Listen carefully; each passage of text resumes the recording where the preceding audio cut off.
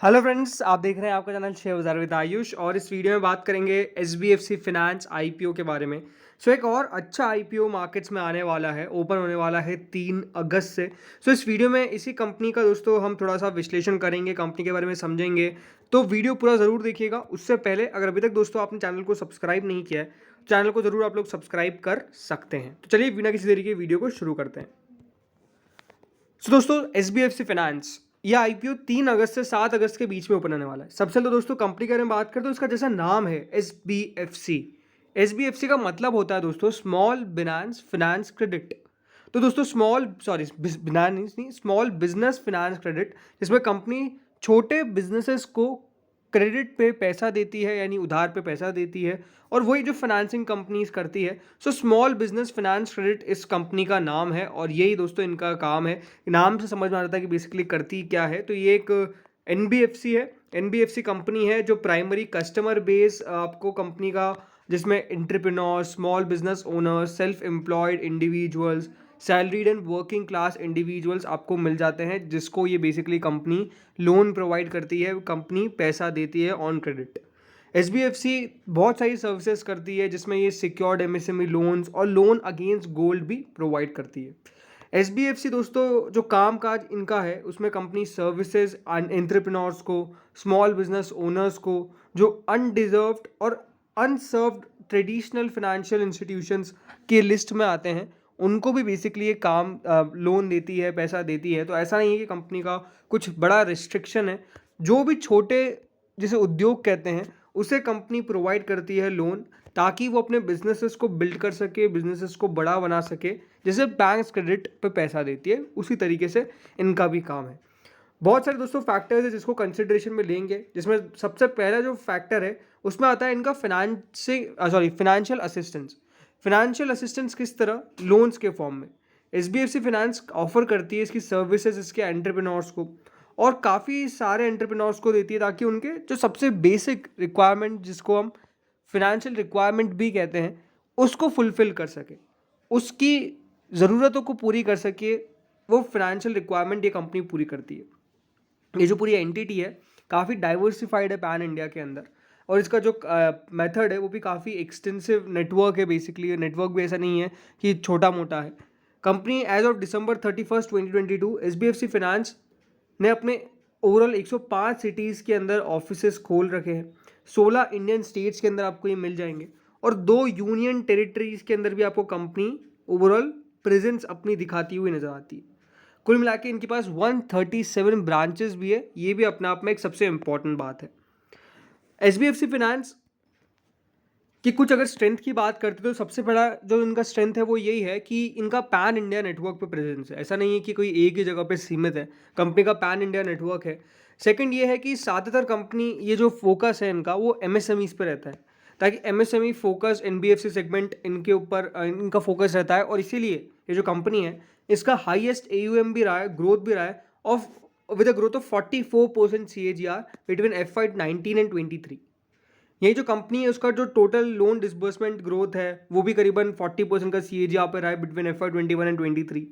यही जो इनका एंटायर लोन पोर्टफोलियो है वो इस तरह से कंपनी ने बिल्ड किया है, जिसमें कंपनी लोन देती है house origination, reducing dependence, direct selling agents और कनेक्टर्स। इन सब पे दोस्तों कंपनी का डिपेंडेंस नहीं है। हाउस ओरिजिनेशन पे ज़्यादा कंपनी का फोकस है। इस तरह से लोन पोर्टफोलियो ने अपना बिल्ड किया है। पांचवा ये है कि जो कंपनी है उसका एक रोबस्ट लायबिलिटी फ्रेंचाइज है। इसका मतलब ये है कि दोस्तों कंपनी एक हेल्दी फाइनेंशियल पोजीशन रखती है with low cost of funds. छठा ये है कि दोस्तों जो कंपनी है उसका कंसिस्टेंट फाइनेंशियल परफॉर्मेंस ग्रोथ रहा है, जिसमें कंपनी को सपोर्ट हुआ है by sustainable and profitable growth. अब देखिए अगर कुछ प्लस आते हैं तो कुछ माइनसेस भी आते हैं। तो जो पहला रिस्क है वो ये है कि अगर कोई डिफॉल्ट हो जाता है बोरोवर का, तो वो कंपनी के प्रॉफिट्स पे अफेक्ट डालेगा नेगेटिवली, बिजनेस पे अफेक्ट डालेगा नेगेटिवली। सेकंड ये है कि इंटरेस्ट रेट रिस्क भी काफ़ी रहता है, बिकॉज जब इंटरेस्ट रेट वॉलेटाइल रहते हैं तो इस मार्केट के अंदर आपको डेफिनेटली थोड़ा सा इंपैक्ट देखने को मिलता है, जिससे कंपनी की नेट इंटरेस्ट इनकम और नेट इंटरेस्ट मार्जिन पे फर्क पड़ता है। तीसरा ये है कि जिनका कैश फ्लो है फ्रॉम ऑपरेशंस वो भी काफ़ी बार नेगेटिव हो सकता है, और वो रिपीट भी हो सकता है, मतलब वो गारंटी नहीं है। चौथा ये कि नेगेटिव क्रेडिट रेटिंग भी इंपैक्ट करती है इनके बिजनेसेस को ओवरऑल। बाकी ओवरऑल बहुत बड़े रिस्क नहीं आते हैं, ये बात सच है। अब कुछ फिनेंशियल समझते हैं। तो दोस्तों जो कंपनी की एसेट है वो आप खुद देख सकते हैं, साल भर साल ग्रोथ करिए। 4,207 करोड़, 4,231, देन 515, देन 5,746, तो लगातार यहाँ पर ग्रोथ करिए। जो कंपनी का रेवेन्यू है वो भी ग्रो किया है, 444 करोड़, 511 करोड़, 530 करोड़, 740 करोड़। यहाँ पर भी दोस्तों कंपनी का जो रेवेन्यू है वो ग्रोथ किया है।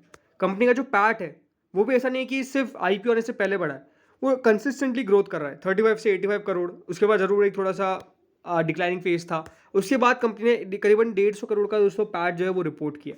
कंपनी के ऊपर बोरोइंग है, इसमें कोई डाउट नहीं है, करीबन 3056 करोड़ की है, और अब आके आके करीबन 3745 करोड़ तक की बोरोइंग कंपनी के ऊपर है, बट ठीक है। जिस प्राइस टू अर्निंग पे दोस्तों कंपनी अपना आईपीओ लेके आई है वो है 40.42 के आसपास का। मार्केट कैपिटल करीबन 6065 करोड़ की है। बाकी ये है कि दोस्तों ये कंपनी बढ़िया है, लॉन्गर टर्म के हिसाब से आपको मैं कह सकता हूँ। लेकिन ये है कि हाँ, अगर आपका व्यू शॉर्ट टर्म का है और सिर्फ आपका आईपीओ के अंदर पैसा बनाने के लिए के ऊपर नज़र है, तो बिल्कुल अच्छी कंपनी। अगेन कोई रिकमेंडेशन नहीं है, ये मैं बस पर्सनल ओपिनियन जो आपके साथ में शेयर कर रहा हूँ। ये जो इशू है वो 3 अगस्त से 7 अगस्त के बीच में ओपन होगा, और 57 रुपीज़ का जो प्राइस बैंड कंपनी लेकर आई है वो फेयरली प्राइस एंड लेकर आई है। इन्वेस्टर्स के लिए काफ़ी जगह छोड़ी है ताकि इन्वेस्टर्स भी पैसा बनाए और कंपनी को भी पूरा पैसा मिल जाए। बिकॉज ये बात ध्यान रखिए, 1,000 करोड़ मार्केट से जुटाना बहुत आसान बात नहीं है अभी।